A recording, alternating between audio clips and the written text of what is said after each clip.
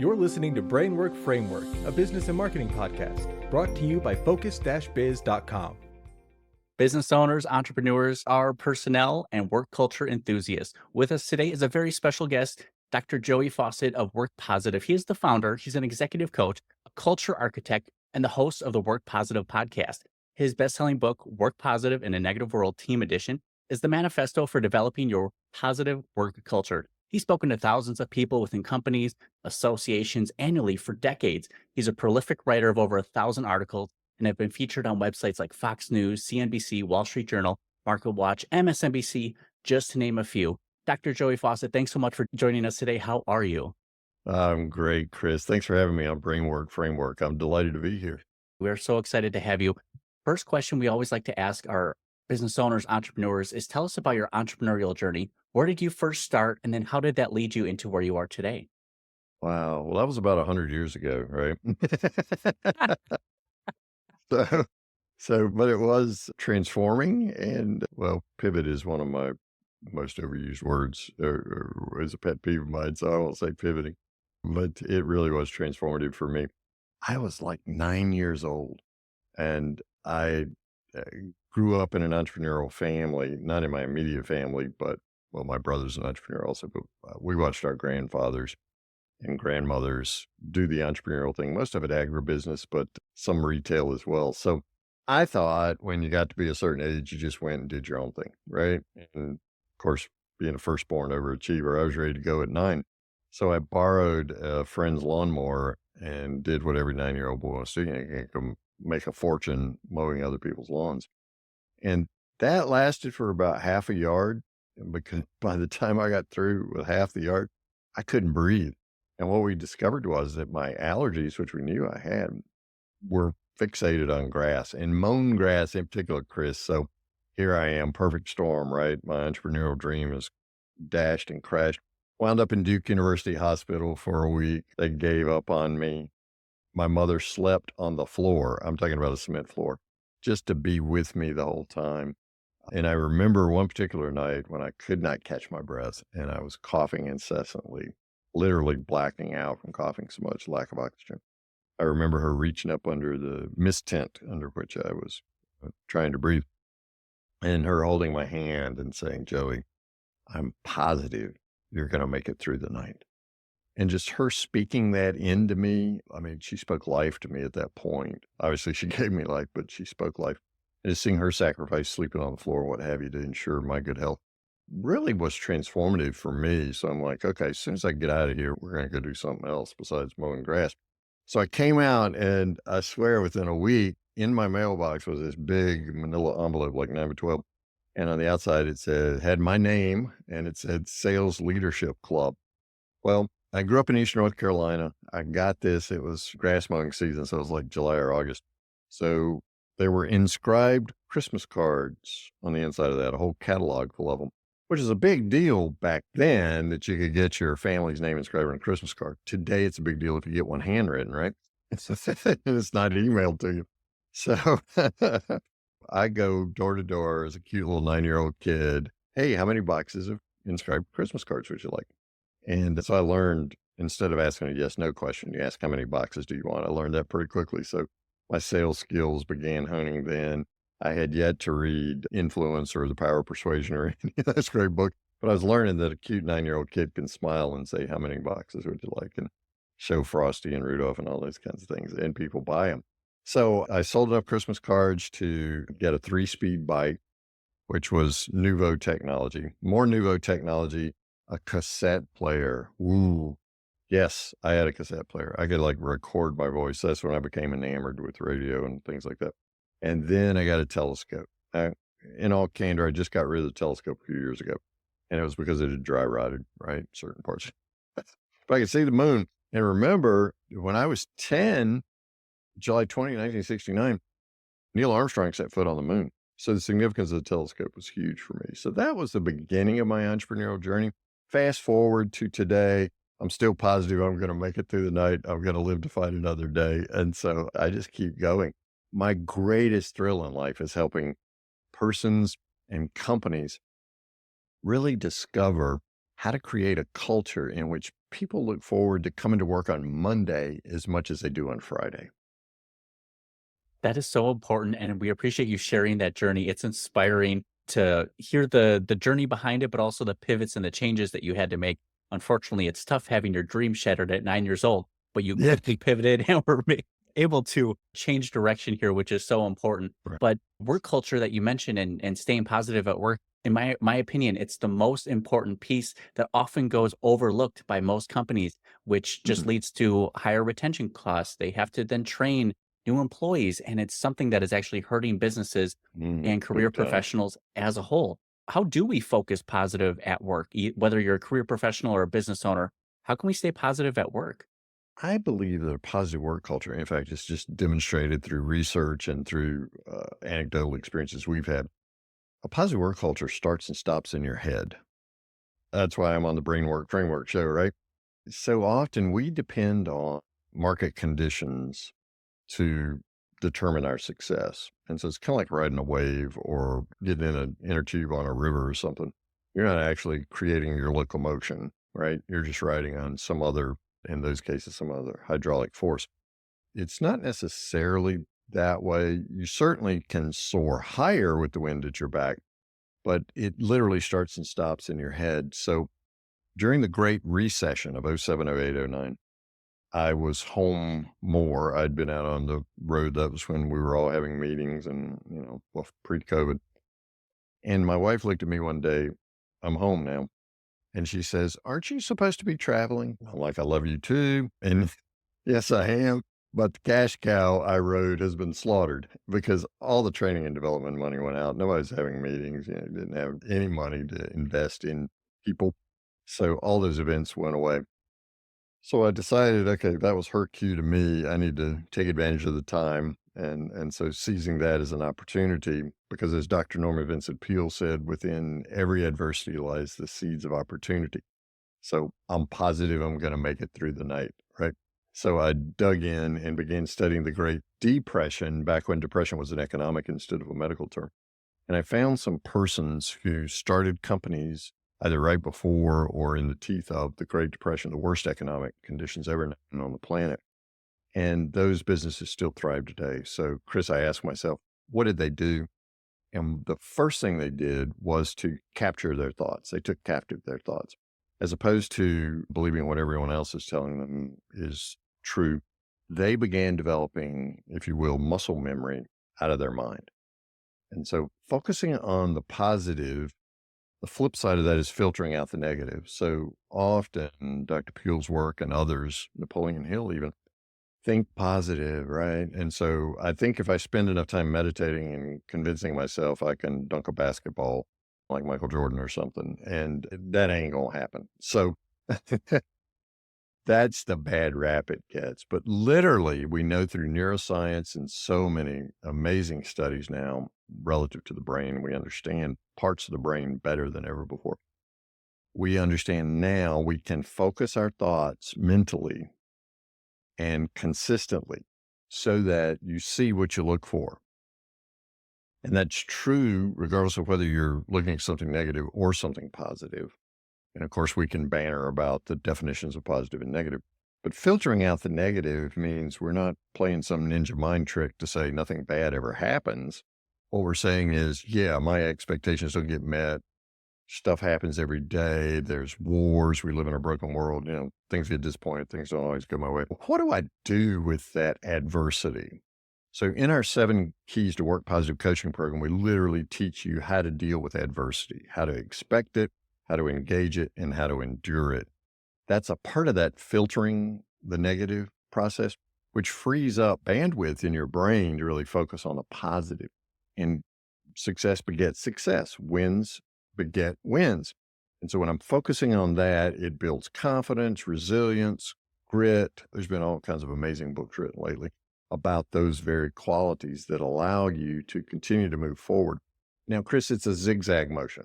There's nothing straight line about any of this. It's literally 3 steps back sometimes, right? When you only got 2 steps forward. However, you live to fight another day. You keep going forward and you just endure it. So those are the kinds of qualities that we literally help business professionals, and then they take it home with them and it works there too.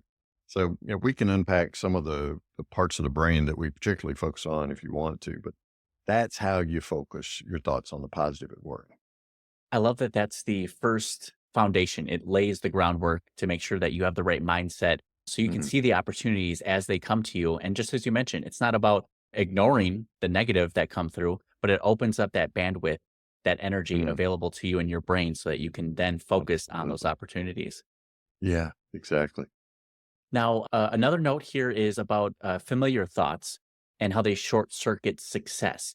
Can you go Mhm. into more detail about what these familiar thoughts are and then how they're sabotaging us? Well, it's that old definition of insanity. You're hoping for different results, but your actions are consistent and they're no longer relevant or effective. So that's what we're really talking about here. And all that starts and stops again in your head. If it worked last time, it ought to work this time, right?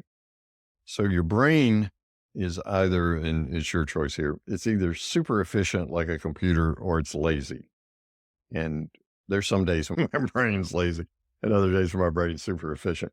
So what happens is when a new idea is introduced, let's say you're in a team meeting at work and somebody says, what if? And of course, for some of us, those are fatal words because we roll our eyes and go, oh no, here it comes. Right. And for others of us, we lean in a little bit and say, okay, let's talk about what if. So when what if comes, and let's say that that idea is nouveau to us, or it's a new technology, or it's a new software package, or whatever it is that we're going to have to learn, right? Then we try putting it into a file folder in our brain. And I'm looking for a folder where this bit of information can exist. The affinity between that new bit of information and the current information is what I'm looking for. So I want as many dots connecting there as possible. So I can go, boom. Oh, I recognize that. And you see why it's either super efficient or lazy. If it doesn't fit, or if it's just tangentially related to something in a file folder, then I begin saying things like, we've never done it that way before. We pull an Eeyore, that'll never work, right? And we just keep pushing and we see that as negative. And what happens is in a VUCA world, right? It's volatile, it's uncertain. There's so much complexity and ambiguity in the world today. You really don't get to rest very long in familiar thoughts. Now, if you're wise, you understand that old dogs can learn new tricks, but first they have to unlearn the old tricks. And literally, that's unwiring certain synaptic gaps and connecting others, those neurons in those spaces.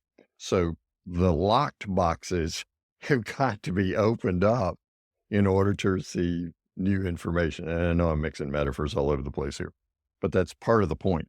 So we encourage our clients to welcome unfamiliar thoughts.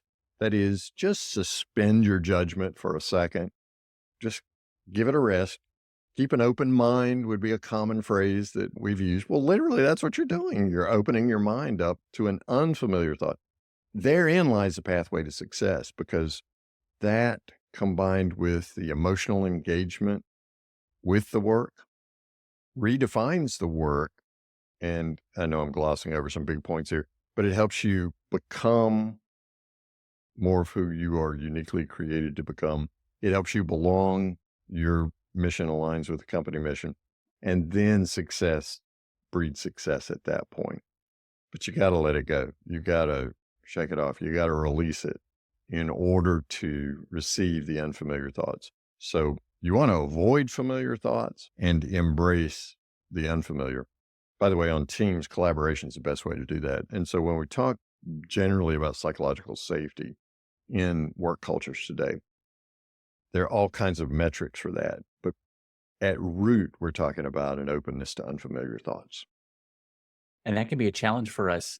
Learning It something is a new challenge. makes us uncomfortable. And we're that positivity going into a situation saying, am I willing to learn this? Keep an open mind. You have to be open to that because our brain will make room. It's going to unlearn that Oh, yeah, information, for but sure. give you this new vast knowledge, which in turn just increases your value, allows you to output more, and then you can be more receptive to these new ideas and thoughts. Putting this all together, we need to talk about habits and actual action plans that we can actually implement Yeah. here. When it comes to our morning habits, morning media habits, Mm. crippling our work, What are we doing wrong here? Yeah, a lot. And I'm a big devotee of micro habits, by the way.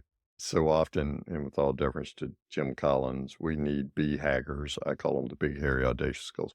We need those. We definitely do. However, I think more of us are dotters, DOT. We can do one thing, right? And so those micro habits are so very important for us to pursue. So a micro habit in the morning is please, please, please do yourself a favor and just leave the TV off. I'll even say leave the radio off. And you can tell yourself the lie, but I'm not buying it, that it's on just for background noise. No, you are literally marinating your brain in negativity because the news editors, I don't care which coast, I don't care which perspective, you can create as many dichotomies as you want. They're all in business for one reason, and that is to monetize negativity. I double D dog dare you to look through any 30-minute broadcast, and I can promise you the lead story is the bloodiest. It's the worst because if it bleeds, it leads. That's their journalistic, quote unquote, journalistic mantra, right? They want to hook you on gore. The world's going to hell in a handbasket. The sky really is falling. If you don't listen to me and I'm your savior. I mean, that's the whole thing. All these talking Dr. heads. Joey is dropping truth bombs here. So true. Yeah, yeah. And look, ideology is regardless. Methodology is the same all across the spectrum. So by the time you get to work, I've worked with a ton of insurance and financial services providers through the years. By the time you start your work day and you've marinated your brain and all that negativity, your modus operandi mentally is, you don't want to buy any insurance, do you? I mean, that's what you hear yourself saying in a financial review. You may not say it out loud, but that's what's playing in your head. So step away from that. Now, of course, the quick rebuttal is, dude, how am I going to know what's going on in the world? Well, first of all, somebody's going to call you and tell you if the world stops spinning, or you may notice on your own if you're particularly astute at your environment, right? However, there are other ways. Pull media is what I suggest that our clients use, and we've got a whole transitional template around this to move from push media, which is TV and radio pushing on you, and to pull media. Podcast would be a pull media. You can speed this up, you can slow it down, you can skip ahead, do whatever you want to. Apps for all these news sites, you can read headlines only. You can read the first 3 paragraphs since all this stuff's written in an inverted pyramid anyway, and the really important stuff's right up front. Unless it's a blog and they're trying to sell you something through an affiliate link, and then they're going to pull you in. You got to scroll through like 16 screens to get to the ingredients for the $1 million pound cake, right? But you still have your own editorial license. You are the editor of how much of that content you consume as opposed to it being pushed on you. So I encourage a diverse set of news sources so that you're not reducing your existence to an echo chamber. Again, we're going back to familiar versus unfamiliar thoughts, right? And use the pull media instead. I promise you, your day will be so much better and your work results will be so much more successful. You'll be more innovative, creative, and productive. Dr. Joey, that is so fascinating and entirely accurate until we actually realize that there's this push media and the pull media and the differences between those. Like you said, if the world's ending, someone's going to call us, someone's going to text us and let us know about it. Or But you may won't let- notice, unless you live where I do, and I'm so far isolated from a zombie attack that I may not know zombies took over New York City or Atlanta. I really might not. It is so important to make sure that those daily habits are producing positive results and not taking us away, because Right. that mindset is so important. What is the best morning ritual? Do you have any tips and tricks? Is that the advice, the pull media, or is there anything else we can kind of throw into that morning routine to put us on our A game? Absolutely. Thanks for asking. Yeah, you definitely want to transform your media type from push to pull. Now, everybody's busy. Nobody's got time for anything anymore. At least that's what we think. I dare you to see how much time, to look at your phone and see how much time you spend on social media apps, though. Got a heck of a lot more time than you think. It was like before my wife and I had children. We thought we were the busiest people in the world, right? And we didn't have time for children, like this. That first daughter was born. We learned how much free time we had. So if you'll just use that as a metaphor for you and just go in there and see how much time you curate social media each day, you'll discover how much time you have. So let me just ask you to take 5, right? I'm going to ask you to do it times 2. Just take 5. Take 5 minutes and read something that contributes to your brain power. Just something positive, something inspirational, something encouraging, something that's going to lift you above the mediocrity. There are so many great things. Or you listen to a book. Oh my God, there's so many ways of consuming content now. Just consume some content that is inspirational, motivational. I like music. And so, in addition to having a word for the year, I also have a song for the year. And my songs are always unique. And some of my friends think I'm weird with some of the songs I do, but I am weird. So I embrace my weirdness. I'm my kind of weird, right? So, pick some music. I love music because, and I don't want to geek out here too much, but, in string theory and quantum physics and all those kinds of things, we know that atoms don't actually touch. There's an energy vibration between them. And for me, those are harmonic vibrations, and music touches those harmonic vibrations that is at the core of all of life. And so I find songs which literally speak to me mentally, emotionally, spiritually, even. And I want my harmonic vibration aligned with what's best for me in that particular day. And so having that consistency is amazingly important. So consume some positive content. And secondly, here's the other take 5. Look at your calendar for the day. You got these appointments. You and I knew we had this podcast recording today. I knew it was going to be on Brainwork Framework. So I literally sat and meditated this morning about, okay, what are the best possible outcomes for Chris and my conversation? What's my greatest hope that somebody's going to do a takeaway from this podcast with? And that literally set my mind moving down that path of serving Chris's audience, listening audience, in the very best possible way. So I visualize those best outcomes. Sports psychologists have been teaching that kind of a ninja mind trick, that mental thing. Like Jack Nicklaus credits all of his Masters wins and what have you to watching the ball go in the cup or seeing the ball in the middle of the fairway or something like that.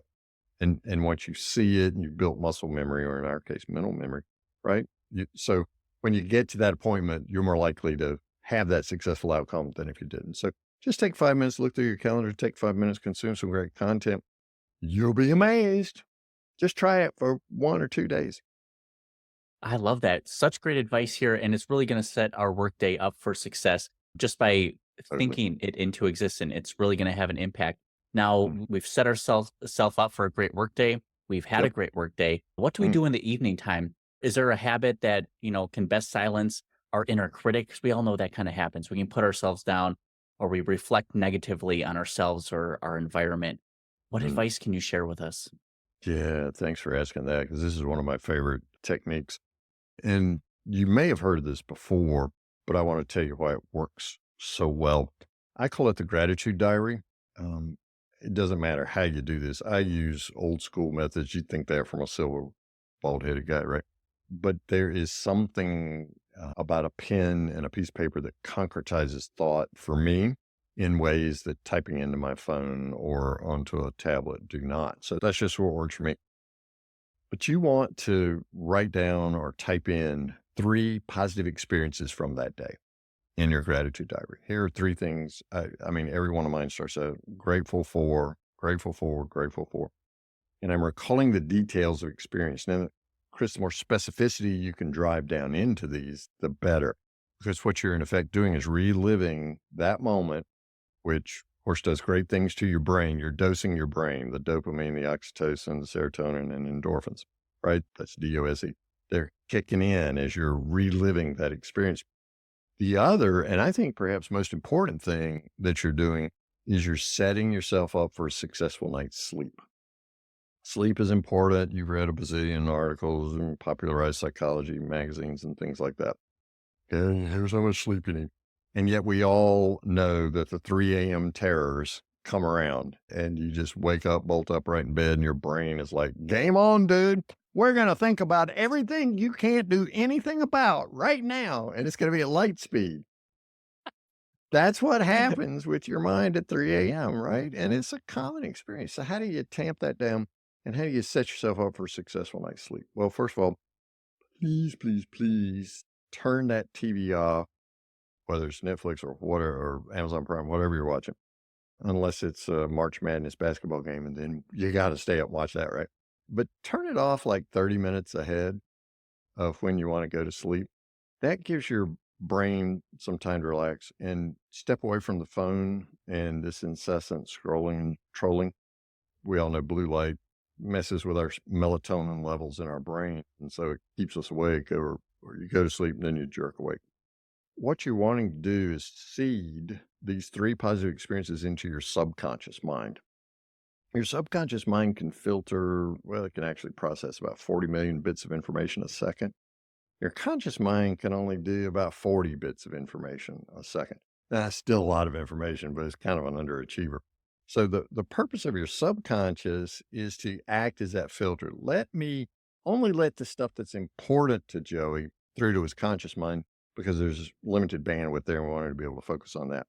So when you are seeding those 3 positive things for which you're grateful from that day into your subconscious, you're saying, hey guys, pay attention to this. This is important. It's a lot more important than the murder mystery show that I was just watching, or God forbid, the local news that I was watching. Because if there's not enough bad news in your community, they will import it from around the world. Don't you doubt that for a second. And so just true. stepping away from that and putting those 3 grateful experiences from the day into your subconscious, that's what you wake up with. I promise you'll wake up more refreshed. It's more effective than drinking a bottle of wine so you can go to sleep, or bourbon or scotch, or whatever it is that you drink. It doesn't anesthetize your brain. You'll wake up more refreshed and ready to approach the day. And guess what, Chris?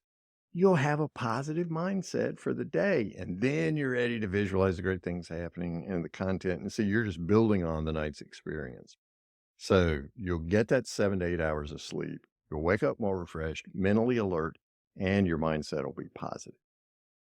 Dr. Joey, this has all been incredible advice and information for us to take action with. I'm so excited to implement this myself.